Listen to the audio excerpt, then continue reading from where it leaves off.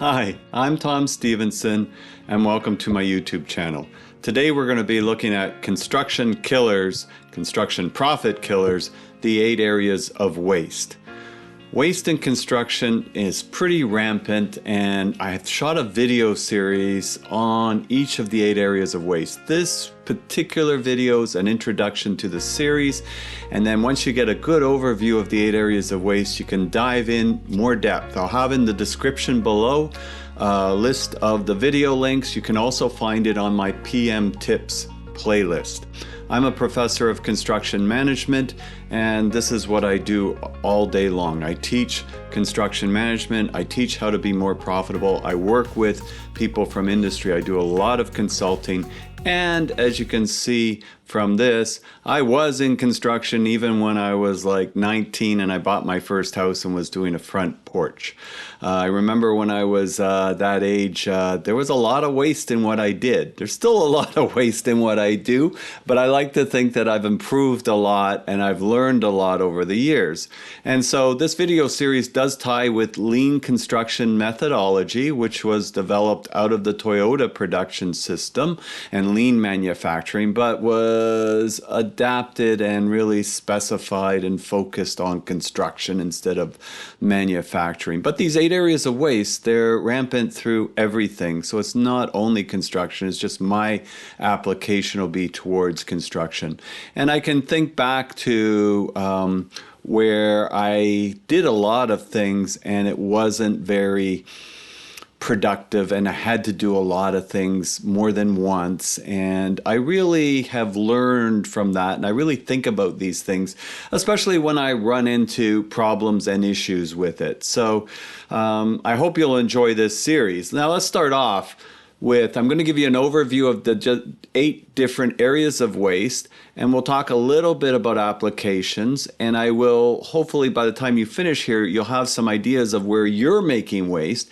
You can hone in, you can focus in on any of the particular areas that we discuss and look up the videos that I've shot and sort of dive into that, because one might resonate more with you than others. But I will tell you, they're not mutually exclusive. They kind of cross over. You create one area of waste and it kind of causes another problem in another area of a waste.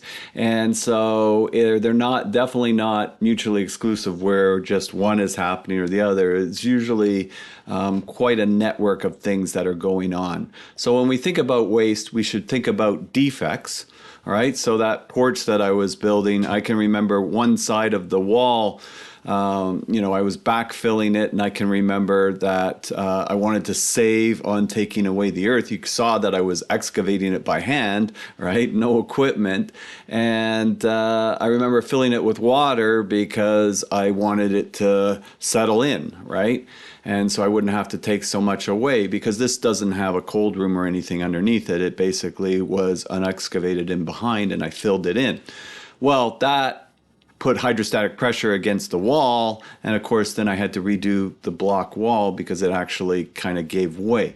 So, big defects, big rework, lots of effort. I still remember to this day, and I usually tell my students this is a lesson in hydrostatic pressure.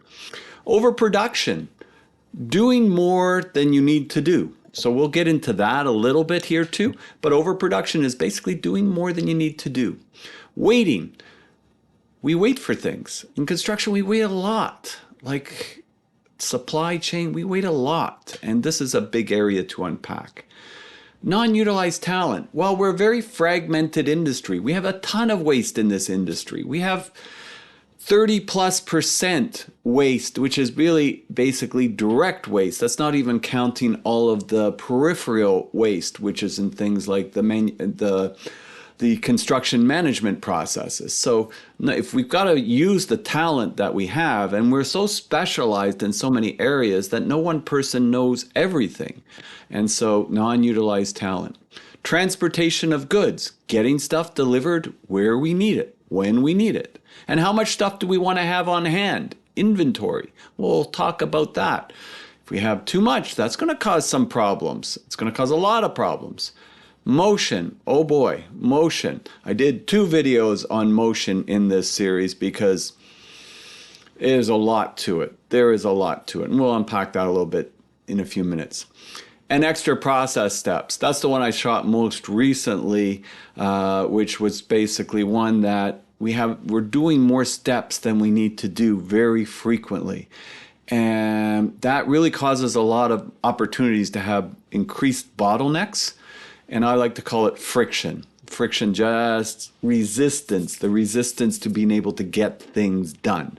And so we've got a lot of systemic problems in our industry regarding that. Now, the easy way to remember these is that they spell the word downtime. So that's the easy way, is to organize them and put it in that order. You know, because we could call this rework. There's different names that you call it extra production. But basically, if you put it in this format, it's easier to remember. And then what you want to do is try to commit this to memory, that when you're seeing it, you're identifying with it. And then it's sort of like, now there's tools that we can use to reduce and, where possible, eliminate waste.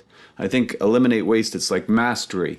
You know, mastery is a journey. You never really arrive at it. You never truly 100% eliminate waste, but it is definitely a worthy goal to reduce and work towards elimination. So when we talk about defects, this is just some categories that I have for defects, right? There's a lot more categories than, like, there's so much in this particular area. I can remember there was a neighbor that was doing a new house in my neighborhood, and they tore down the old house and they were building the new house.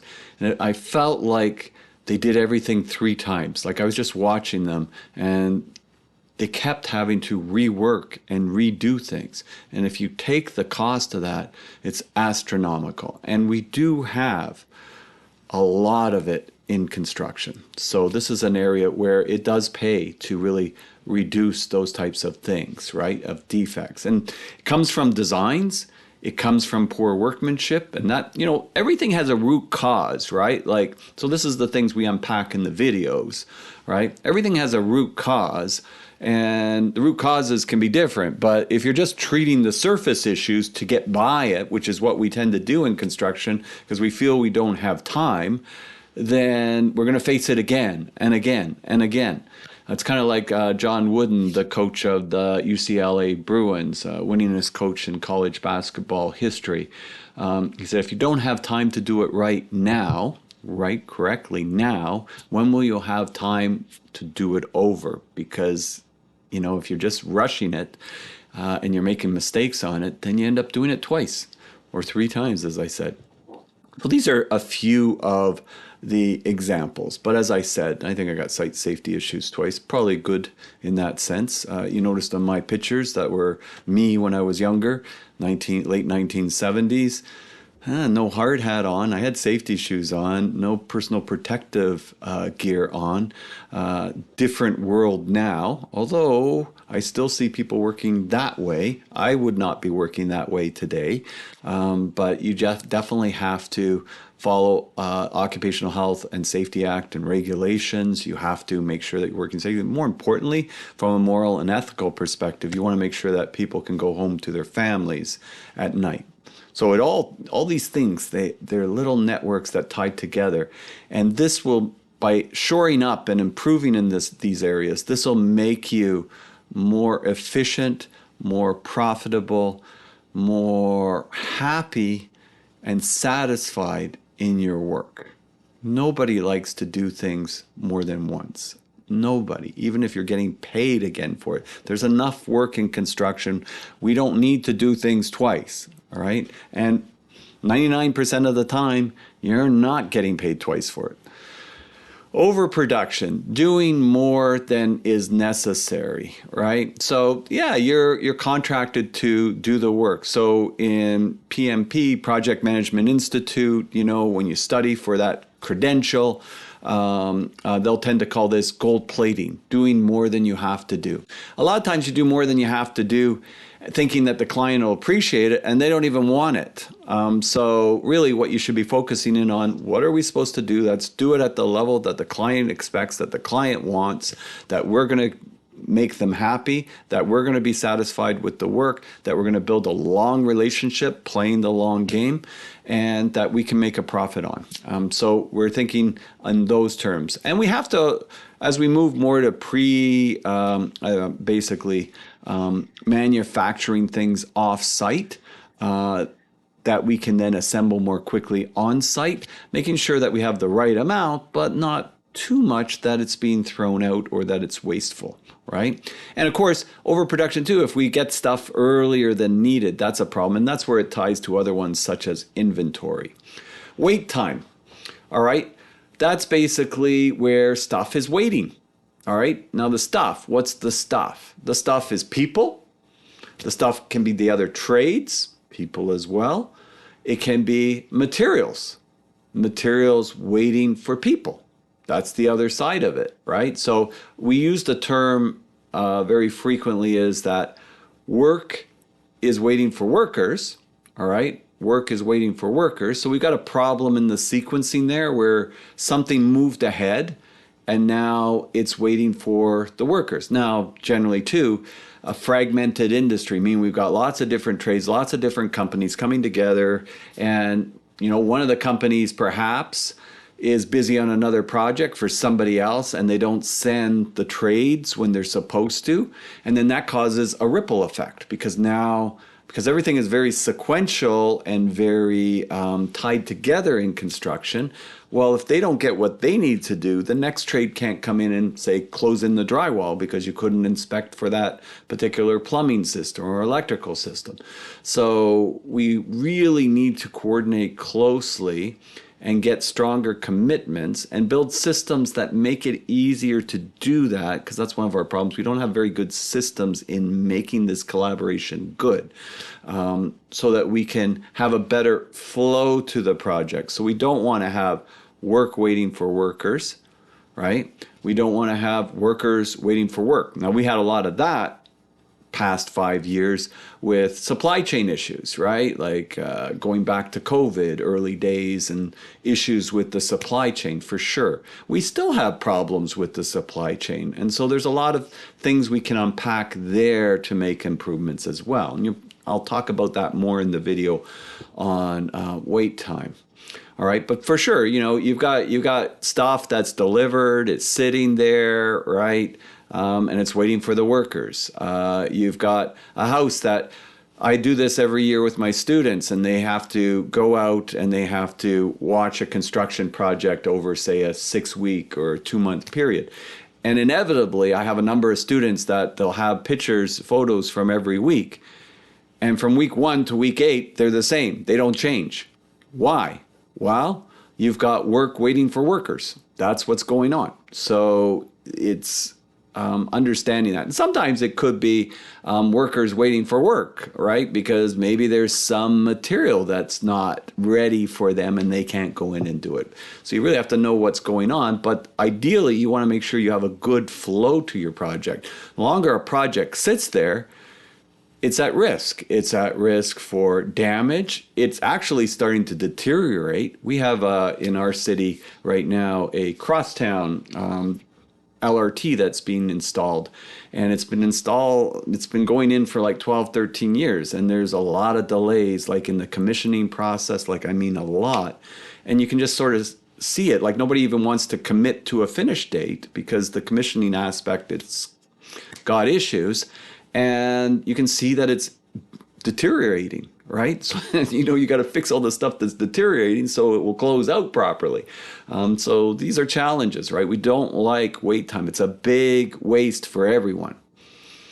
Non-utilized talent, as I mentioned. Well, going back to the wait time, it's about coordination. It's about collaboration. And we do want to collaborate. And if there's somebody on our team that either feels disengaged or is not being included in the process, doesn't know what's going on, the communication systems aren't very good, they're not then coming prepared for what they need to do, that's going to cause a lot of problems on our projects. So non-utilized talent is really important that you structure yourself so that you can utilize that. So how do you do that? Well, that's another whole area which we use in lean construction, last planner system, where we have a series of meetings at different stages of the projects, and they're very collaborative meetings. So like at a milestone or phase schedule, it's a very collaborative process held in what we call a big room, that we can have the trades that are in the work that's coming up in the next 3 or 4 months do a pull plan. And there's a collaboration process that allows us to do that. And the system helps us in utilizing the talent. I wouldn't say the system does it by itself. We've got to do a whole bunch of things right in that process. But if we do them right, between having a phase pull plan, a make-ready schedule, 6-week look-aheads, weekly look-aheads, basically based on the 6-week, the first week now that's coming up, having a daily huddle where we're collaborating and communicating during that daily huddle, that will go a long way when it's done effectively, when it's done right, to making sure we utilize the talent that we have. But also having a conscious mind that people are different. And some people are more extrovert and some people are more introvert. So if we're running these meetings, how do we make sure that everybody is engaged without making people feel uncomfortable? And this is a lifelong process, but there's a lot of tools, tips, and techniques that we can use to help you get better. So watch those videos on the non-utilized talent, and you'll get some really good involved tips on that. And again, through my video series, it's kind of the way I think. Like I said, I'm a professor of construction management, but I've worked with general contractors. I work with project managers for facilities. I work with the subcontractors. I work with the various construction associations and trade associations. I work with engineers. I teach at the University of Toronto. So I get all these different perspectives and ways of viewing things. And of course, I've got a trade perspective. I've got the sort of educational background perspective. And so you put all these things together. I've learned from a lot of people, and I've learned from some very good people, and I continue to learn every time I meet with them. By the way, I would love if you put a comment on any of these wastes that are challenging for you. It might give me ideas for future videos, but it also will help you by writing it out, think what the issue is. And then once you do that, then that's part one of the process. The other thing I've been doing recently is AI videos, which show you how to use AI better. And that's something we can have as an ongoing dialogue. So this is your waste. Let's have a discussion with an AI tool. That's then bring that into a collaborative meeting, and that's unwrap that, unpack that, and resolve a process so that we can improve in this area. All right, so yes, non-utilized talent. Transportation, well, getting stuff delivered where we want it, when we want it, right? We're generally pretty good at concrete, because if we mess concrete up, we got a problem, right? It's getting hard in the truck. We got to send it away. It was too long. We weren't ready for it. It was very expensive. It went off too fast. If we don't have enough people, resources there to finish it, pour it, if we haven't got it ordered in a timely fashion, if we haven't got that well coordinated, we have a problem. But in a lot of other areas, we're not so good at it, right? And even concrete, we mess up here and there. But other areas, we're maybe getting stuff delivered too soon. We're not getting enough of it. We're having to wait for it because the supplier wants to fill a transport truck. I get into a case example on that in the other videos. And that causes a lot of problems on our site. Maybe that means now your project's going to be delayed a month, and maybe it's got liquidated damages on it, and it's $10,000 a day, and that's $300,000, and maybe it has to do with us not coordinating the deliveries or paying a little bit extra to have some half trucks delivered so that the work could be installed in a more flow fashion. So these are things that we consider to be a waste when we don't do that effectively. So waste is not just about garbage. It's not just about rework. You're seeing how these little parts fit together. And transportation and inventory. If we get it too soon, okay, now it's here. What are we going to do with it? It's in our way, right? It's going to affect us. It's going to tie up money potentially, increased labor costs, less productivity, right? Have you ever tried to paint a room full of furniture? I don't know about you, but I hate it. right? It's like everything moving, covering the. You ever paint an empty room? I love it. I could paint empty rooms all day long. It's organized, it's nice, it's clean. So this is about inventory. But at the same time, I don't want to be painting the room and run out of paint halfway through a wall. I want to have enough paint that I can paint the room, right? So having the right amount available is important. And so, think of it, I'm having some fun, like I said, with some of the AI tools. This is from DALL-E. But basically, like how could you do anything in this mess, right? I asked for a mess. I asked for extra drywall and extra metal studs and T-bar ceiling and all that stuff. And it just kind of rendered that for me. But maybe not quite that bad, but I have seen sites worse in lots of ways with garbage, all right? This is mostly newer materials, but with garbage, oh my, right? It's dangerous. You can't work effectively. Stuff is in other trades ways. So this is a huge waste, coordinating it effectively and then controlling it. So we unpack that, and we unpack that in a number of ways because part of that is working better with the supply chain, coordination, maybe decoupling deliveries to the site by renting a warehouse nearby. You might say, oh, nobody's... What if it's a hospital and it's like a $2 billion project and you want to better stage things and maybe you want to prefabricate some things before it gets delivered to the site? You might find that renting that warehouse nearby is really good because now you can exercise more control. There's a cost to that, but then the work on the site flows. So you have to look at the conditions. Am I doing a little house renovation or am I doing a hospital? We're talking big differences in scale, but they all have problems with inventory if it's not done well. Motion. I did 2 videos on motion because it's huge, right? And so wasted motion, I have an example of a case study where I go through a washroom and not having enough washrooms and the walking back and the waiting and what that costs and how that ties to an income statement. And if you want to improve productivity, you look at something like that and it's amazing. A 10% improvement in productivity can dramatically improve your profitability on the project. So I talked about profit in this title, right? Sometimes a 10% improvement in productivity can improve your profits by 100%. And I demonstrate that in the motion videos. One, I give an example of the washrooms. Another, I give an example of building a condo building where you're blocking out washrooms and basically how you set yourself up when you've got 1,000 units to do can be the difference of saving $60,000 or $80,000 on a single project, just one thing. Well, just think of all the things that there's these opportunities for, and then where's the low-hanging fruit and going after that. We use another tool that we talk about in the videos called Pareto. 20-80. What's the 20% of things that I could do that would get me a 4 times result, right?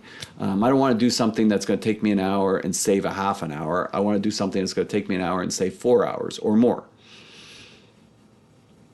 And the most recent video that I shot is extra processing.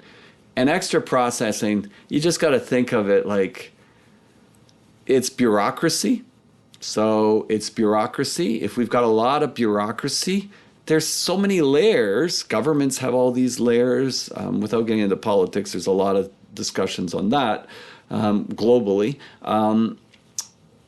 Basically, there's a lot of layers. And some of those layers aren't actually adding much value to the end user. Now, usually those layers, they were put in for good reasons, especially in safety and things like that, regulatory requirements. But sometimes in developments, they were put in because of NIMBYism, not in my backyard. I don't want this building here and this and this and this. And then it makes it so difficult that we can't build enough housing to support all the people that we have, right? And so looking at extra processing in that vein, there's lots of opportunities for improvement. But it might be just extra processing in something that you do that just, there's a way of doing it more efficiently, more effectively. And I'm going to say right now, there was a lot of things that you could use AI tools to reduce personal friction in your jobs for what you do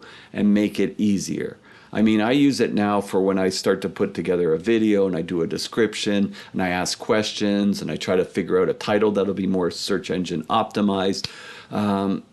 It's very helpful. It's very helpful. But friction, you're looking, there's good friction and there's bad friction. In construction we have, we do things, we grind things. Well, that's friction, right? We cut things. Well, there's friction there. Right? But that's not a bad friction, unless you get a kickback. That's not a bad friction. It's a good friction because it allows us to do things, right? But there's bad friction. Bad friction is like we're spinning wheels and we're not going anywhere. So that's bad friction. If it's stressing you, that's bad friction. I usually use the example of when we went all online and I was doing tests then all of a sudden online, like in the private sector. And so I would send out the test to basically the participants. They would do it and send me back their answers and I mark it. You know how much work that was? A lot of unnecessary steps in that. And of course, then they wanted their marks and I'd send them their mark, what they get on the test. And everybody was anxious and they wanted to know. Well, I said, there's got to be a better way. And I know there's test software. So I was a little lazy in the beginning not doing that. But it caused me friction, caused me stress, took a lot of extra time. I'd spend 4 hours unnecessarily. I found a good test software, basically set it up. The students, it takes me 5 minutes to set up a test or less. I send out the link to basically the database of students that I do in one step, by the way, and they do the test. They know their mark right as they enter, like they submit the test, it gives them the mark. So that's done. There's no emails back. I wait till everybody's done the test and I download the spreadsheet and I send it to whatever company or association I'm working for. Instead of it taking like 3-4 hours, it's taking not more than about 10 minutes. Big, big difference. So these are the types of things that you look for. It might be in your RFI process. It might be in your submittal logs. It could be in any one thing, your change order processes. What are all the steps? Is there stuff we could do more efficiently? Could we do this without this extra work? So this is what this series of videos is on. You now have a good handle on the 8 areas of waste, and this will take you through. So I'm Tom Stephenson. I hope you enjoy the series. They're in the description, the links to the various videos that I dive into. And I think over time, this will make you better at your job because you're going to be in that top 20% who actually looks at what are the things that are causing delays, what are the things that are wasteful, and any actions you're doing way more than most people. So again, I'm Tom Stephenson, wishing you a wonderful day. Please click subscribe, leave a comment, and I'll see you next time. Bye for now.